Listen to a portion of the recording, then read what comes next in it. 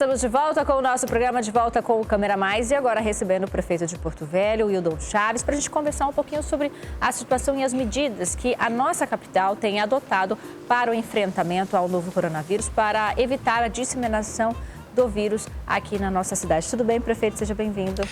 Tudo bem, Renata. É um prazer estar contigo aqui, conversando com a população de Porto Velho, dividindo também as angústias, as dificuldades, as dúvidas, numa situação única que nós nunca passamos no mundo por uma situação dessa. Quer dizer, a última vez que isso aconteceu, que algo parecido aconteceu, foi em 1908, por ocasião da gripe espanhola.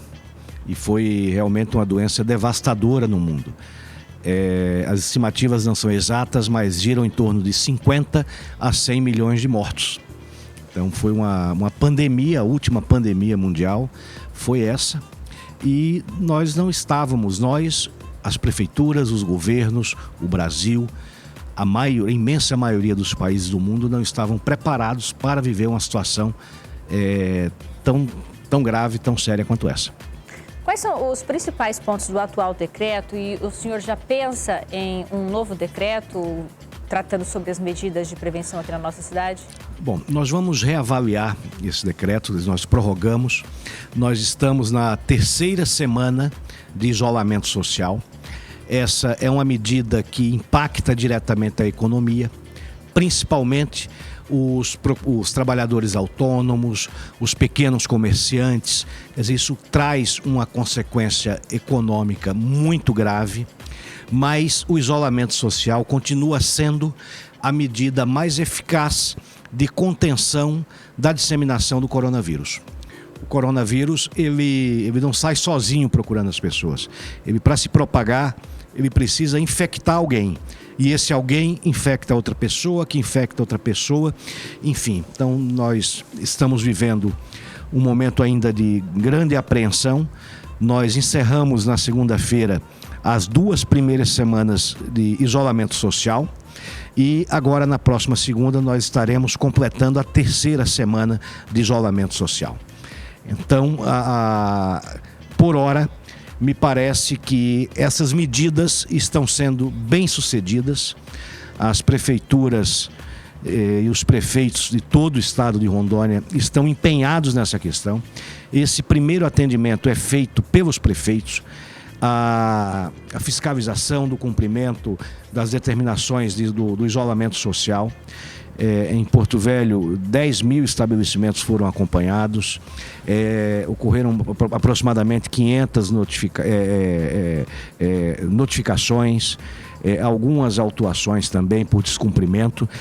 São medidas duras, são medidas que trazem consequências econômicas também dramáticas, mas por mais sérias que sejam as complicações da nossa economia, elas são reversíveis. A vida não. Então, se perdermos a vida, nós não conseguimos recuperar. E é uma dificuldade muito grande, isso traz muita angústia para todos os gestores, equilibrar as questões econômicas com as questões de saúde pública, Renata. Inclusive, para facilitar, de certa forma, para ajudar este empresariado, a prefeitura ela flexibilizou, prorrogou prazos de vencimento de alvarás, de outras licenças e de pagamento de tributos. Pagamento de tributos, o pessoal do Simples Nacional foi prorrogado para outubro. Enfim, nós saímos na frente, fomos um dos primeiros municípios a implantar, logo no início da primeira semana de isolamento, Renata, estas medidas para minorar esse impacto. Agora, na segunda-feira, eu tenho mantido reuniões com o setor produtivo, com especialistas, com órgãos de controle, com o Ministério Público, com o Tribunal de Contas, com as entidades empresariais. Inclusive, hoje nós tivemos mais uma reunião, temos outra reunião marcada para a parte da tarde, com representantes do setor produtivo em Porto Velho. Enfim, nós estamos procurando construir juntos e dividir essa responsabilidade, ouvindo mais pessoas, ouvindo especialistas, para que nós possamos ter um embasamento, porque nós temos uma dificuldade muito grande de informações aqui no estado de Rondônia. Então, nós demoramos muito a receber kits de testes. Então, nós temos muito poucos testes. Mas, em contrapartida, nós temos observado também que as medidas adotadas estão tendo eficácia. Quer dizer, nós temos hoje, salvo engano, 5 pacientes internados no Semetron, na rede estadual, que são aqueles pacientes com um nível de complicação um pouco maior. Nós estamos numa situação muito mais tranquila com relação ao estado vizinho do Amazonas. A capital Manaus está com seu sistema de saúde colapsado. Eu não sei as razões, cada município tem as suas especificidades. Nós acompanhamos recentemente uma decisão publicada ontem pelo ministro do Supremo Tribunal Federal, Alexandre de Moraes, reforçando a importância da participação dos municípios, inclusive no processo decisório de liberação ou não de determinadas atividades da economia, notadamente aquelas de menor impacto. Há alguma possibilidade de abertura 100% do comércio? Na segunda-feira eu acho difícil. 100% eu acredito que não, mas há uma possibilidade, a depender dos enrolados dos acontecimentos, porque hoje é quinta-feira, nós temos aí o resto dessa quinta-feira, a sexta, o sábado, o domingo. Então, na segunda-feira, na parte da tarde, nós devemos fazer uma reavaliação. Então, nós teremos completado 3 semanas. Eu comparo essa situação e essa decisão, Renata, e para você também que nos assiste nesse momento, a uma caminhada. Vamos imaginar que nós tivéssemos que fazer uma caminhada de 1 quilômetro. Depois de percorridos 700 metros, 600 metros, o sujeito se cansa e volta para casa para recomeçar essa caminhada no dia seguinte. Então, nós estamos muito perto das metas, muito perto de completar essas 3 semanas, a terceira semana de isolamento, e possivelmente se comece uma distensão gradual desta questão, com algumas atividades de menor impacto, então na segunda, na terça, na quarta, então para que nós cheguemos a uma 4ª semana de isolamento social. Eu me preocupo muito com essa questão econômica e principalmente os nossos trabalhadores autônomos, mas a economia nós conseguimos recuperar depois. Claro, isso não pode ir muito longe, porque as empresas também podem morrer. E com isso morrem empregos e morre um pouco a circulação de riquezas, a roda da economia para de girar. Isso também é muito sério e é muito dramático e nós estamos atentos. Na segunda-feira eu não vejo, eu acredito que nós vamos iniciar este processo de liberação setor a setor, começando pelos setores de menor impacto, e vamos continuar reavaliando diariamente essa questão. Se as coisas continuarem como estão, Renata, se as medidas aparentemente continuarem sendo eficazes, nós vamos sim começar a liberar alguns setores. Quer dizer, até segunda-feira, essa questão de saúde pública, ela se altera de um dia para o outro. Então, 3 dias, esses 3, 4 dias que faltam, é muito tempo, é muito tempo. Nós não podemos prever hoje a situação que nós vamos estar na segunda-feira. Ao que nos parece, e eu tenho que ter muita responsabilidade, inclusive na comunicação com a nossa população. Ao que parece, nós devemos começar essa distensão a partir da próxima segunda-feira. O senhor mencionou que 5 pacientes eles estão internados no Semetron atualmente. Foram pacientes que foram encaminhados pela Prefeitura e ainda não tem uma confirmação dentro do exame? Porque a CESAL ela divulgou numa coletiva hoje que não haviam pacientes internados no momento. Eu recebi uma informação, salvo algum engano, agora há pouco, da Secretaria de Saúde, de que existem 5 pacientes internados. Talvez haja uma confusão, que eu também recebi uma informação ontem, que na rede privada, ontem, nós não tínhamos nenhum internado. Mas hoje eu falei com o proprietário de um hospital da capital que está realizando exames num paciente com sintomas de corona. Isso pode confirmar ou não. Chegaram alguns testes rápidos para o governo do estado, mas esses testes eles não têm a assertividade do exame do PCR que é feito no LACEN e que é feito em outros grandes laboratórios aí, país afora. Os nossos laboratórios aqui, eles apenas coletam as amostras e encaminham para outros estados para a realização desse exame. Então, o PCR, eu não sou médico, então eu posso passar alguma informação que não seja 100% precisa, mas me parece que se o teste rápido, se ele confirmar o coronavírus, me parece que o percentual de assertividade é muito grande. Mas quando ele não confirma, pode ser o caso de um falso negativo. Então depende do tempo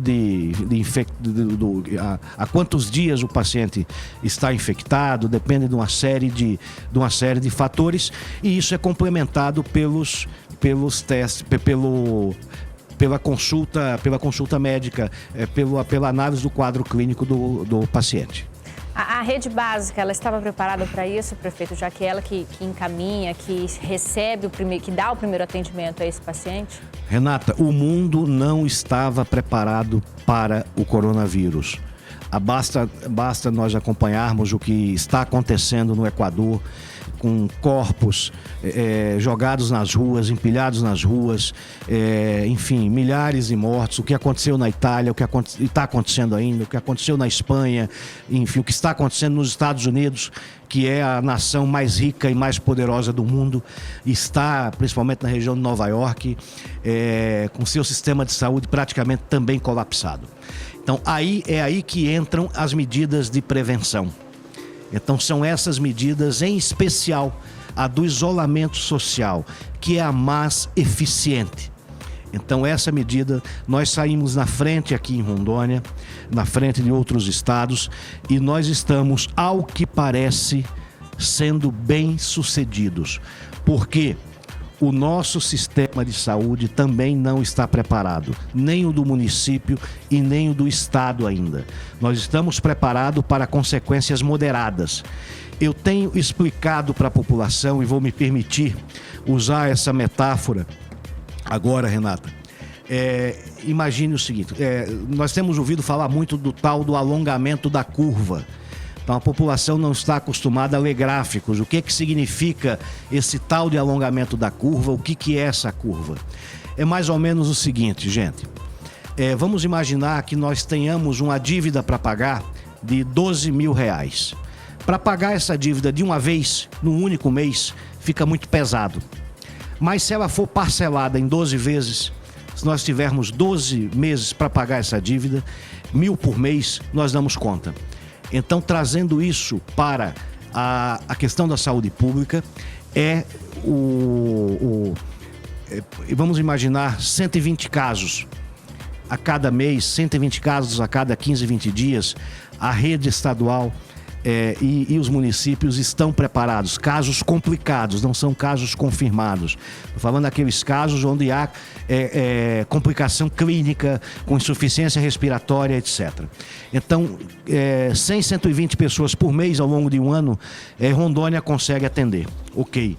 Agora, 1.200 de uma vez, vai morrer muita gente. Essa é a questão. Por isso que nós temos defendido e nos posicionado a favor do isolamento social. Então essa é a medida mais eficiente. E aí tivemos aí algumas estratégias, como o atendimento de call center, a desinfecção de espaços públicos. Estamos desinfectando hoje a rodoviária. Essa semana foi feita a desinfecção da José Amador dos Reis. Eu não me lembro agora se já foi feito na Zona Sul também, me parece que sim, não tenho certeza. Mas nós estamos com esse processo em andamento. E a principal função do call center é evitar, Renata, a ida desnecessária da população para uma unidade de saúde, porque é real a possibilidade da pessoa entrar sem o coronavírus e sair com o coronavírus. Então, o call center tem sido uma medida adotada, inclusive em outros lugares também, mas aqui em Rondônia com bastante sucesso. Quer dizer, é feita uma consulta, então pelos sintomas que o paciente vai informar o médico, ele vai ter uma orientação com uma grande assertividade. E a partir do call center nós estamos encaminhando, quando o médico entende que há uma necessidade de exames mais aprofundados, encaminha os pacientes para o Centro de Especialidades Médicas, que nós estamos tratando nesse centro unicamente de casos de coronavírus. Então, o SEM é um complemento do atendimento inicial do call center. Então, e isso tem nos orientado, e pela quantidade de internamentos, pela quantidade de chamadas que nós temos recebido, nos parece, repito mais uma vez, que nós estamos no caminho certo. Prefeito, se essa situação se prolonga, o município ele tem reservas para segurar tudo isso? Uma vez que a economia não gira, os tributos não entram. O município tem essa reserva? Nós estamos preparados até certo ponto. O site de notícias, o G1, recentemente, colocou em pesquisa nacional, colocou a Prefeitura de Porto Velho como a 5ª prefeitura entre todas as capitais brasileiras com melhor condição financeira e fiscal. Mas isso tem limites. A nossa maior preocupação não é só com a questão da saúde, mas também com a folha de pagamento dos nossos servidores públicos. Para este mês, os recursos já estão em caixa e eu acredito que até o mês que vem, se isso se estender, se houver um descontrole da situação, então essa é a nossa preocupação, talvez nós comecemos a ter alguma dificuldade.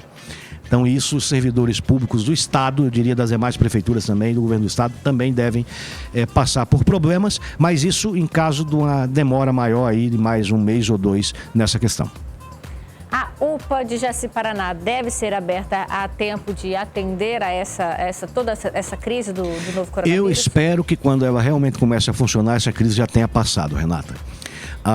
Nós recebemos as obras civis da Santo Antônio Energia, agora, na data de ontem, e nós estamos agora montando e levando os móveis, equipamentos, e eu acredito que vai mais uns 30 dias aí, 40 dias. E eu espero que nós já estejamos em outro patamar e que tenhamos superado, esse é o meu sentimento.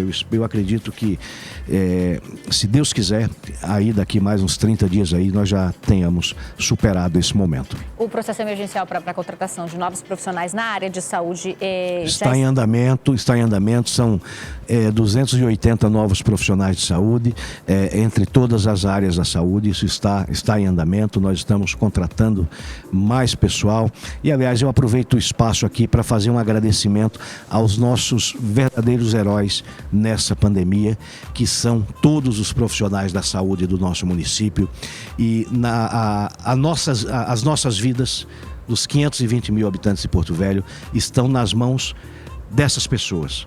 Então, eu diria que tão poucos nunca fizeram tanto por tantos. Quer encerrar com alguma mensagem para a população, prefeito? Olha, continuem com muita responsabilidade, lavando as mãos, usando álcool gel. Se não tiver o álcool gel, estiver em casa, a água e sabão resolve. Continue usando máscara em caso de sintomas de gripe, evite as aglomerações.